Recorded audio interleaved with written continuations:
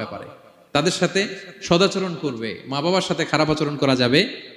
জান্নাতে একটা দরজা আছে, নাম আল আব, বাবা, আর একটা আল উম, মা।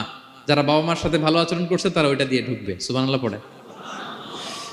এক লোক বললেন, ইয়া রাসূলুল্লাহ, আমার মাকে কাঁধে করে কাবার চারদিকে ঘুরিয়েছি, তাওয়াফ করিয়েছি, প্রচন্ড রোদের মধ্যে আমার মাকে কাঁধে করে কাবার চারদিকে লাব্বাইক লাব্বাইক বলে অনেকবার ঘুরিয়েছি।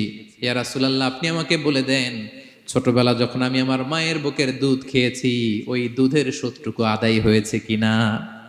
বিষ্ণুই বললেন, কি প্রশ্ন করলা তুমি?